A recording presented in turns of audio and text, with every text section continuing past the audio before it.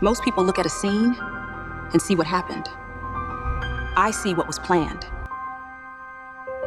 I built a system that made people disappear. Then I learned who it was really built for.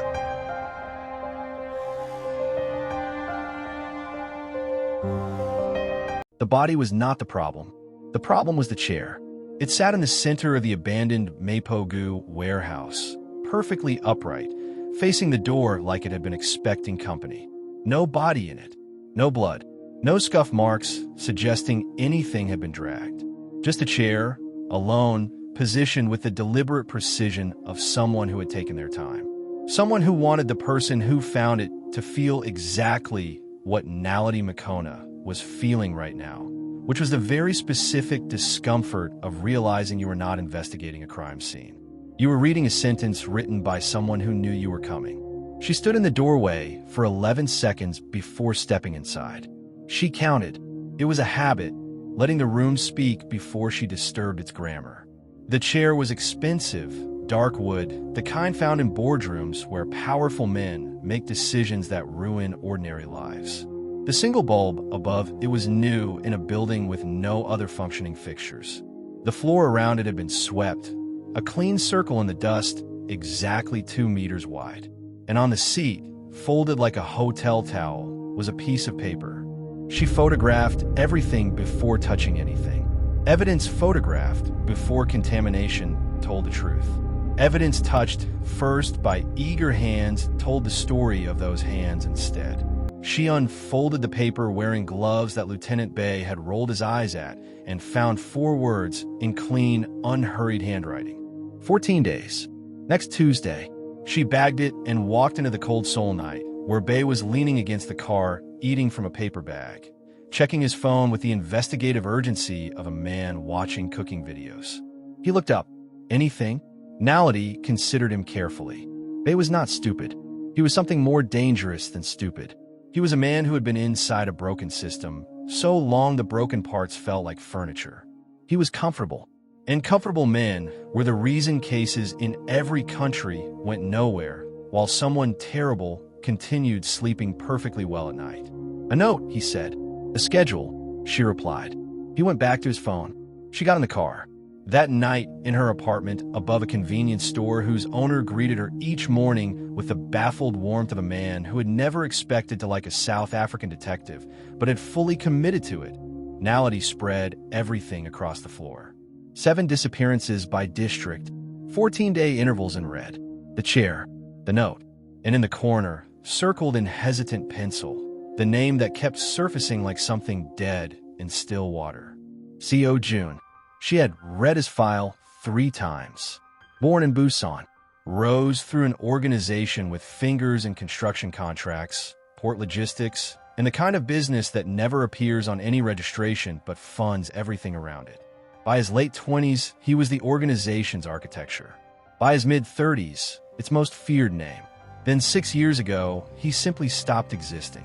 No arrest, no confirmed death, no exit. He had been there, and then he had not, and the organization restructured around his absence the way water fills whatever contains it. The file had 1 photograph. He was looking left of the camera with the expression of someone who found the entire exercise mildly amusing. He looked, Naledi thought, like a man who understood consequences better than most people understood breakfast. 7 people, a 14-day clock, a chair in an empty room. A name everyone whispered and nobody claimed. She turned off the light at 2 a.m. and did not sleep until 4. The next morning, Hyun, the department technician who wore the same hoodie every day and spoke to computers the way most people spoke to close friends, met her at the precinct with the expression of someone who had found something and was not sure whether to feel excited or disturbed. He had recovered 30 seconds of phone activity before the final message was sent. A location ping, suppressed but not fully erased. A brief connection to a dead network at an address in Yeongdeungpo that very much still existed. Then came a quieter part. The network the phone had briefly touched was not criminal. It was registered, official, the name attached to its original license, buried under 2 corporate layers and a meaningless shell company, belonged to a government office. Naledi thanked him calmly. She stood in the corridor and allowed herself 4 seconds to feel the weight of an investigation that had just become significantly more dangerous. Then she filed it away and kept moving because Seoul had not changed that about her, and nothing would. She was halfway to the parking lot when she heard footsteps behind her.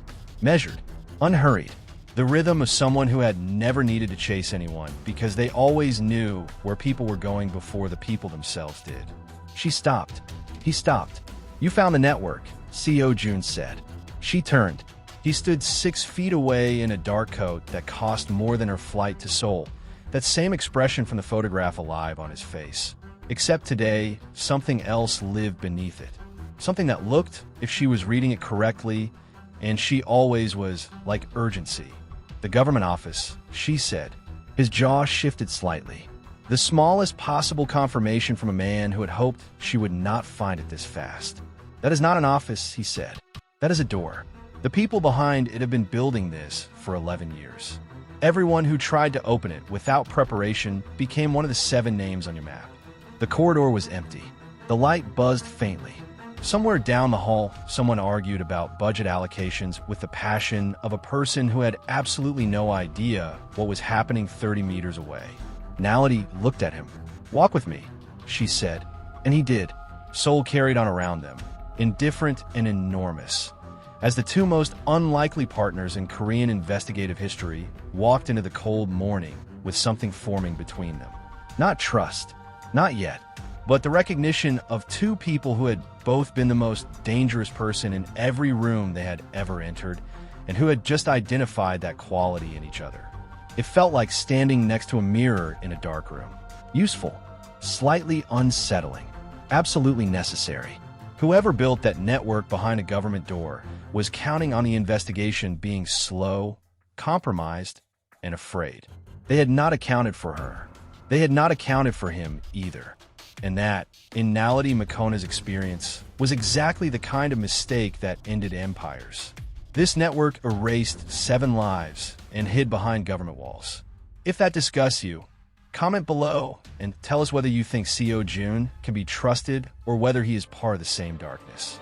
Subscribe now because only people who love truth survive what is coming, and no coward will want to stick around for it. The address in Yongdongpo was a building that had decided, architecturally speaking, to give up.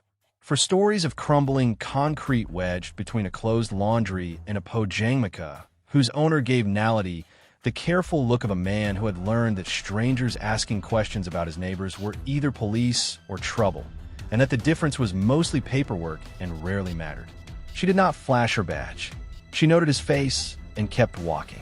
CO June moved beside her with the ease of someone who had spent years in places exactly like this, which he had. He did not look at the building the way visitors did. He looked at it the way former owners look at property they once controlled and are now assessing for damage, calculating what had changed and what the change cost. "3rd floor," he said quietly. "Corner unit. The license is registered there, but nobody has used it in 4 years. They assumed I was the only person who knew about it. That was their second mistake," Nality said. He glanced at her. What was the first? Thinking the disappearances would stay invisible. They entered through a side stairwell that smelled like decades of other people's decisions. The 3rd floor hallway had 4 doors. 3 padlocked, 1 not. The unlocked door was the corner unit. "Unlocked doors are never accidents. They are invitation." They're traps or invitations, and the difference mattered. She read it from the doorway first. Small office.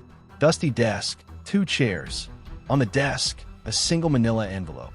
The only disturbed dust was a clean path from the entrance to the desk, which meant someone had been here recently, walked in, left something, and walked out, touching nothing else. She looked at CO June. He was looking at the envelope with an expression she had not seen on him before. Something older than urgency. The particular heaviness of history sitting on someone who had survived things they themselves caused. "You know what that is?" she said. He was quiet for 3 seconds. "That is how we use to communicate internally. Physical documents and locations only relevant parties knew. No digital trace. No interception risk. I designed that system myself. And now someone is using your own system to reach you through me. through a South African detective who has been in Seoul less than 2 weeks and has already found what my entire former organization spent 6 years trying to locate. Yes, that is precisely what is happening. Nality gloved up and opened the envelope. Inside was a photograph and a name in the same clean handwriting as the warehouse note. The photograph showed a man she did not recognize, late 50s, the kind of face that belonged on institutional walls beside plaques about public service. Silver-haired, well-fed in the specific way of men whose meals are always paid for by someone else. He was photographed leaving a government building, unremarkable except for the ministry crest above the entrance, which she photographed immediately before reading the name below the image. Deputy Director Kwon Tae-sung, Ministry of Justice. The silence in the room shifted quality. "You know him?" she said. "Everyone in my former world knew of him," Seo Jun said. "We knew him the way fish know the fisherman. We saw results, but never the hand. He was the signature that made problems disappear. Investigations closed. Evidence reclassified. People transferred to postings so remote they ceased to exist professionally. He was protection itself, for a price. And the disappearances are his message to me. He knows I am back. He knows I have been watching. He is demonstrating what he is still capable of. 7 people taken to prove 1 point. To tell me that anyone who stands near his door becomes leverage." Nality returned the photograph to the envelope. She was thinking in the way she thought when cases shifted from complex to dangerous, which was quietly, completely, without any visible marker that people unfamiliar with her might mistake for calm. Then she said the thing Seo Jun had not expected. "Were they?" He looked at her. "The 7 people," she said. "They're not dead. Dead people cannot be leverage." He took them to hold them, which means there is a location. And if there is a location, there's a way in. And if there's a way in, we go in and bring them out, and we remove every piece of power he thinks he has built. Seo Jun studied her with the expression he had been refining since she first turned in that precinct corridor. It was shifting, she noticed, from careful assessment toward something that looked increasingly like respect. She neither needed it nor rejected it. It was information. "You are describing a direct move against the Deputy Director of the Ministry of Justice," he said. "I am describing a rescue," she replied, followed immediately by an arrest. He was quiet. Then he said, "I know where they are. There's a facility outside the city, registered as a logistics warehouse. It was part of the original network before I left. Kwon repurposed it when I disappeared. Off the record, staffed by people paid specifically to have no opinions about what they're guarding. How many personnel? At least 8, possibly 12. They're not dead, which means we bring them back." Nality nodded, photographed the room, resealed the envelope exactly as she had found it, and moved toward the door. "We need one more thing before we move," she said. "What thing?" "Someone inside the investigation is feeding information to Kwon. Every step we have taken has been slightly anticipated. Not enough to stop us, but enough to tell me there is a leak sitting in the precinct eating instant noodles and pretending to be furniture." She said it without looking back. 2 seconds of silence behind her. Then Seo Jun said, "Bae." Nality said nothing, which was, he was learning exactly how she confirmed things she had known far longer than she had admitted. They walked into the Yongdongpo afternoon, while somewhere across the city deputy director, Kwon Tae-sung, sat behind a ministry desk with the absolute confidence of a man who had never once been held accountable for anything. That confidence, Nality thought, was about to have a very bad week. Kwon Tae-sung used the justice system as his personal eraser, and 7 innocent people are paying the price right now. If that makes your blood boil, drop a comment and tell us whether you think Bae is the leak. Hit like now, because silence is exactly what men like Kwon depend on, and we are completely done being silent. They dealt with Bae on a Wednesday morning, which felt appropriate. Wednesday was the day things that had been pretending to hold together finally admitted they could not. Nality had spent the previous evening building the case against him quietly, the way she built all her cases from the edges inward. She did not confront people with suspicions. She confronted them with architecture. By the time she was done, Bae's leak had a shape, a timeline, and 17 documented instances of information shared with a private number registered to a logistics company that did not exist, which traced back through 2 corporate layers to an account connected to Kwon Tae-sung's deputy budget office. Bae, to his credit, did not deny it when she laid it out.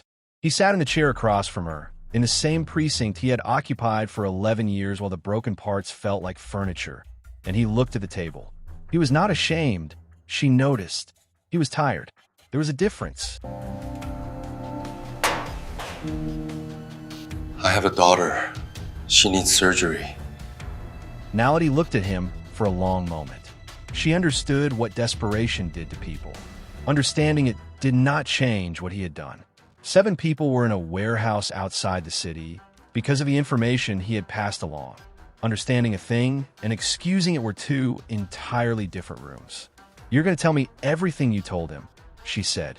"Every detail, every timing. And then you're going to sit here and wait for this to be over." He looked up. "What happens after? That depends entirely on whether the 7 people in that warehouse come home." He told her everything.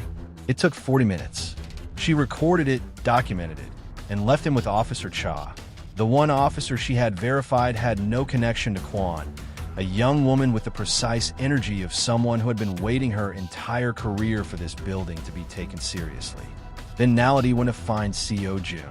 He was already outside, leaning against the wall in the cold morning air with 2 coffees and the expression of a man who had guessed correctly about how long the base situation would take. She took the coffee. "How many people do you trust for the facility?" 3, he said. "Former associates who left the organization before Kwon's involvement. They owe me the kind of debt that does not expire." She nodded. "I need them tonight." They moved at 11 p.m. when the facility outside Gwacheon sat under a sky that had clouded completely over, which suited everyone except the facility's perimeter cameras, which Hyun had been quietly persuading to malfunction since 9. The building was exactly what Seo-jun had described. A squat logistics warehouse behind a chain-link fence with signage that named a freight company that had not filed a tax return in 3 years. The perimeter had 2 guards at the front, 1 at the rear, and according to Seo-jun's contact inside the network, 1 more rotating between the internal corridors every 20 minutes. Nality had listened to that layout and then revised it. People described security the way they wished it worked. She planned for how it actually did, which was sloppier and more unpredictable. They went in through the loading bay. Seo-jun's 3 contacts handled the perimeter with the efficiency of people who had done significantly worse and considered this straightforward. Nality moved through the interior with the discipline of someone who had cleared buildings in 3 countries and found that fear, when properly directed, became a very useful fuel. She found a 7 on the lower level. A converted storage room, locked from outside, no light. When she opened the door and swept the space with her torch, she found them blinking, disoriented, alive. 5 women, 2 men. The youngest looked about 22. The oldest was perhaps 60 and had the specific expression of a person who had survived by refusing to believe they would not. Nality told them quietly that they were leaving now and that she needed them to move quickly and stay close. Nobody argued. In her experience, people who had been held in the dark rarely wasted time on questions when a door finally opened. They simply moved toward the light. Getting them out took 11 minutes. It always felt longer. Outside, with all 7 loaded into the 2 vehicles Seo-jun had arranged, Nality stood in the cold air and called Officer Cha. The arrest documentation she had prepared for Kwon Tae-sung was already on record, time-stamped, filed with the one prosecutor in Seoul she had identified as genuinely outside Kwon's web. A woman named Prosecutor Shin, who had been quietly building a parallel case for 2 years and had been waiting, she said, when Nality contacted her, for someone to finally give her something solid enough to act on. Nality had given her 17 documented leaks, a physical evidence envelope from Yang Dong-po, phone records, a confession from Bae, and 7 living witnesses. Kwon Tae-sung was arrested at 6:14 in the morning at his residence, still in the pajamas of a man who had never once considered his morning would go this way. The ministry crest was not visible from where officers stood. It did not need to be. Power without accountability was not power. It was borrowed time, and his borrowing had just ended. Nality heard about the arrest from Prosecutor Shin while standing outside the hospital where the 7 were being evaluated. She did not celebrate. She stood in the early morning and felt the particular quiet of a case that had closed the right way. Not with noise, with weight. She turned around and Seo Jun was already behind her. Of course he was. He always was. It is done, he said. The arrest is done, she replied. The rest takes time. He nodded very slowly. He was looking at the hospital entrance with something on his face that she had not seen before and did not immediately name. She filed it away, as she always filed things. 7 people are home tonight because 2 people refused to accept that power protected itself forever. If you believe accountability matters, comment below right now. Like this and subscribe because Kwon thought silence was permanent, and we just proved it never is. 3 weeks after Kwon Tae-sung's arrest, Seoul was still digesting the scandal the way cities digest powerful men falling, loudly at first, then quietly, then with the selective amnesia of institutions that had benefited and preferred not to examine that too carefully. Nality had watched this pattern before. Different country, same choreography, the initial outrage, the press conferences, the careful language of colleagues who had known nothing, seen nothing, and would like the record to reflect their complete surprise. The slow institutional pivot toward protecting the system that had produced the man rather than examining what the system needed to change. She documented all of it. Prosecutor Shin was moving forward with charges that would take time, the kind of careful legal architecture that had to be built correctly the first time, because men like Kwon had expensive lawyers who looked for cracks in foundations. Nality had spent her last 10 days in Seoul going through every piece of evidence with Shin and her team, filling gaps, clarifying timelines, making sure the case was not just solid but seamless. The 7 survivors had given statements. Each was precise and quietly devastating. The youngest, Jo-woo, a student who had vanished on her way home from a library, gave the longest testimony with the composed fury of someone who had decided in that storage room that her captivity would mean something. Nality had felt the particular respect she reserved for people who converted the worst of their lives into something that could not be ignored.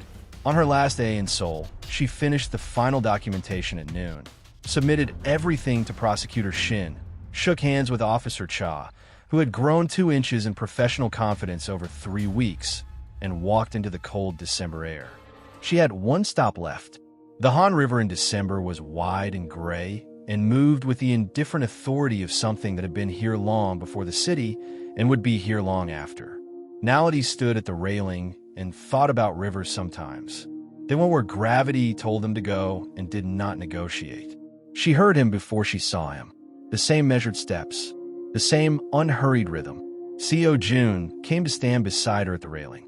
He was dressed as he always was, dark coat, that settled quality of a man who had long ago made his peace with taking up space in the world. He looked at the river. "You're leaving today," he said. "This evening," she replied. They stood in silence for a moment. It was not uncomfortable. They had developed a fluency in each other's silences, which Nality found more telling than most people's words. "I want to tell you something," he said. "Not as a partner, as a person." She waited. "I left the organization 6 years ago because I found out what Kwon had turned it into, what had always been moving toward. There were people inside who believed in a code, rules that kept certain lines from being crossed. Kwon erased those lines and turned the whole apparatus into a personal instrument. When I understood what he had built, I chose to disappear rather than continue." Nality looked at the river. "That is not the full story," she said. "No," he agreed. "The full story is that I was afraid. For the first time in my adult life, I encountered something I did not know how to oppose, and I chose absence over confrontation. I have been living with that choice for 6 years." She turned to look at him. He was still watching the river. "And now," she said, "and now there is a prosecution. There are 7 people home. There is a case on record that names names and provides evidence and cannot be quietly reclassified." He paused. "I did not do that. You did that. We did that," she said. He looked at her then. The expression on his face was the one she had been filing away for 3 weeks, the one she had not immediately named. She named it now. It was gratitude, yes. but beneath that it was something older and more complicated. It was the expression of a man who had found that the story he thought finished was not finished. The chapter he had closed to survive had been reopened by someone who walked into Seoul with one bag and refused to look away. "I owe you a debt," he said. "You owe the 7 people a debt," she replied. "I was simply doing my job." He was quiet for a moment. Then he said, "Will you come back?" She considered the river. "That depends on whether Seoul keeps producing mysteries that need someone with no local loyalties and nothing to lose." The corner of his mouth moved. "Which it will. Then I expect we will find out." She pushed back from the railing and picked up her bag. Seo Jun remained where he was, hands in his coat pockets, looking at the Han River with the expression of a man who had a great deal to think about and had decided this was an appropriate place to begin. Now he walked 3 steps, then stopped. "The network Kwon built did not disappear with his arrest," she said without turning around. "There are people inside it who have not yet been named. People who will rebuild if nobody is watching." "I know," he said. "Someone needs to watch." She heard the silence behind her shift. "Settle." "I know," he said again. And this time, it was not an acknowledgement. It was a commitment entirely. She walked on. The city moved around her, enormous and indifferent and full of secrets stacked inside secrets, the way cities always were. Her flight left at 7. She would be back in Johannesburg by Thursday, back to cases patiently waiting, back to the work that had always been hers. But Seoul had changed something she carried. She could not name it and filed it, as she filed most things. At the airport, she sat with coffee and looked at her phone. One message. No sender identification. For words. You see patterns clearly. She read it once, put her phone away, finished her coffee, and boarded her flight home. Behind her, Seoul exhaled and turned back to its 10,000 secrets, already preparing the next one, already waiting for the detective who had learned how darkness hides and had become, in the process, exactly what darkness feared most.